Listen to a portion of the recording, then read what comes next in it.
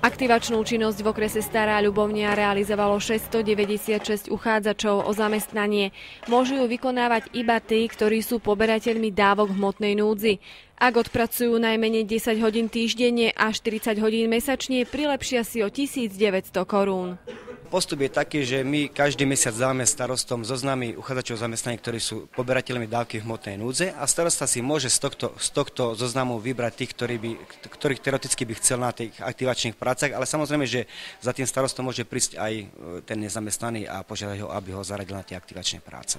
Obce majú o túto aktívnu politiku záujem. V rámci nášho okresu sa aktivačná činnosť realizuje v 35 obciach. Tie, ktoré v tomto počte nie sú, nepraktizujú z jediného dôvodu, a to, že nemajú na túto činnosť vhodných uchádzačov. Najvyšší počet aj vzhľadom na počet uchádzačov o zamestnanie je v obci Lovnička, kde pracuje najviac v rámci aktivačných prác.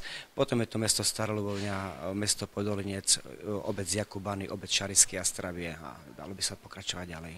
Aktivačné práce v sebe zahŕňajú viaceré činnosti. Samozrejme, že v rámci aktivačných prác, či už je toto zveľaďovanie toho životného prostredia, ale samozrejme, že obce v rámci aktivačných prác realizujú aj opatrovateľské služby, robia aj nejaké pomocné administratívne práce, hlavne čo sa týka možno v knižnici a v nejakých verejných priestoroch. Takže dá sa povedať, že ten rozsah tých prác je široký. Sú to ľudia, ktorí upratujú mesto, sú to aj ženy, ktoré upratujú nám aj mestský úrad, čistiace práce robia na námestí, v okolí mesta. Sú to ľudia, ktorí robia aj mestskú zeleň. V rámci roku 2007 sú dohody o vykonávaní aktivačnej činnosti podpísané iba do konca novembra. Pokračovať by sa podľa najnovších informácií malo aj v decembri. Predpokladáme, že tie obce, ktoré sú zapojené do aktivačných prác, budú pokračovať v aktivačných prácach aj v mesiaci december.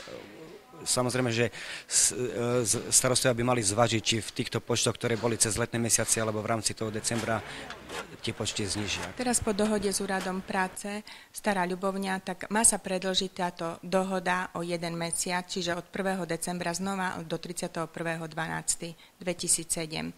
Mesto má záujem uzavrieť dohodu v počte 70 uchádzačov. Jedným z cieľov aktivačnej činnosti je aj udržiavanie pracovných návykov, najmä dlhodobo nezamestnaných, no podľa skúseností viacerých koordinátorov to nie je vôbec jednoduché. Koordinátor má určitú skupinu ľudí, nad ktorým je doslova stojí, a keď je pri nich, majú určitú časť, ktorú majú očistiť, poupratovať, pozametať alebo odhrnúť sneh, podľa toho, v akom období to je, tak oni tú prácu vykonávajú. Ale ako náhle nad nimi človek nie je, tak nie je to v poriadku.